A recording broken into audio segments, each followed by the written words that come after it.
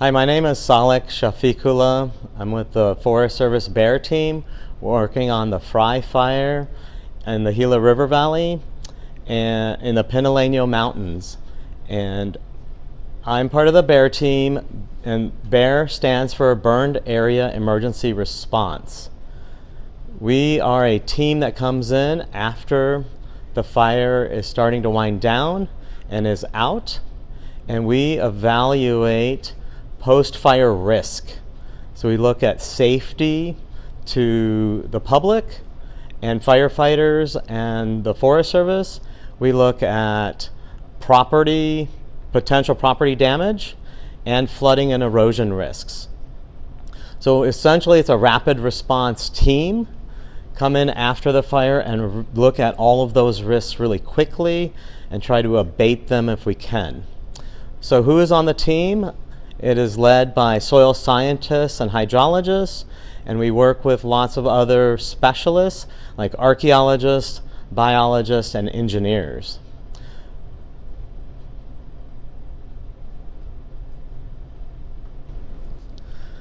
So how does the BAER team assess the fire and the risks?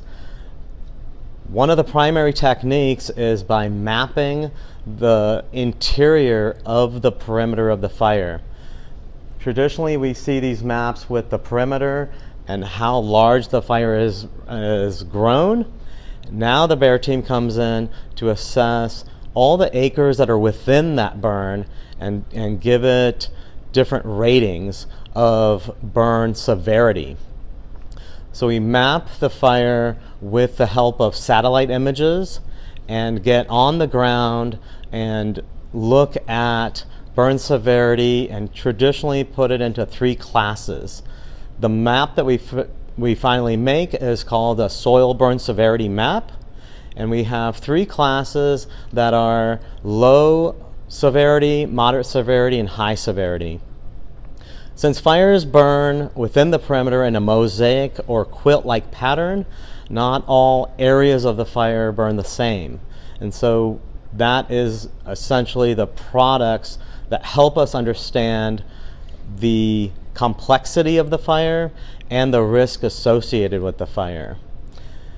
What we do is map that and color code it by having the low severity areas be essentially color coded green, moderate is a yellow, and high severity areas is a red. High severity areas are where the trees have been completely burned or they potentially will not come back from the fire. And so there's a lot of risk associated with those for fire and flooding. So after we assess the fire for low, moderate, and high severity, that informs the team on where there's a possibility for higher risk to safety or natural resources and cultural resources. So we use that information to then look at individual locations that are within the fire perimeter. For example, infrastructure like roads or campgrounds, buildings, and cultural sites, springs, water systems, those types of things. By knowing where the fire burned now at low, moderate, and high, we can assess the risk upstream to those downstream values.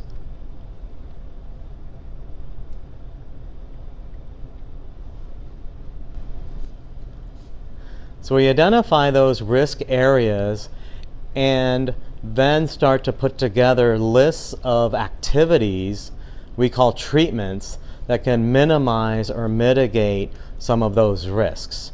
There's lots of different techniques, and so some of them work in different ways. One of the ways that we can treat an area that is burned at high severity is by applying seed to try to get a cover crop so that the soil doesn't all erode. Another technique is directing water on the roads and off the roads appropriately so that the road doesn't get washed out. So there are many different types of risk hazard mitigation techniques. We evaluate each one of those, the cost benefit of those, and then we implement those. Since this is rapid response, emergency response type work, we try to do those literally as fast as we can. And so that is essentially the next step. Next, I want to talk about expectations in the valley from the fire itself. The fire burns on the mountain and produces lots of ash within the mountain itself. Once it rains, that ash is going to mix with water and flow off the mountain. And so it is inevitable that the valley on all sides of the fire will receive black water that comes from the burn scar. What is that black water? It's essentially ash and charcoal and pieces of wood, and so it comes off the mountain, and it's a natural product from forest fires, and it's a natural part of the of nature. There is a risk associated with it, though. It is slippery. If you step in it or get close to it, you can fall into the floodwaters associated with that. Another thing that is worth noting is that it is very stinky. It's organic material, it's ash mixed with water, and as it starts to decompose and dry out, it can give off an odor that a lot of times people find offensive, and so I just want to mention that particular part.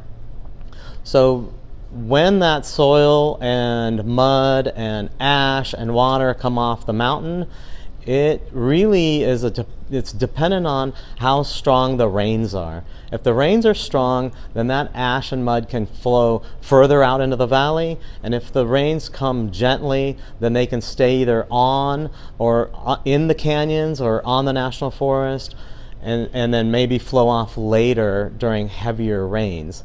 So those are some of the risks associated with the fire, and some of the expectations that we should all be looking for.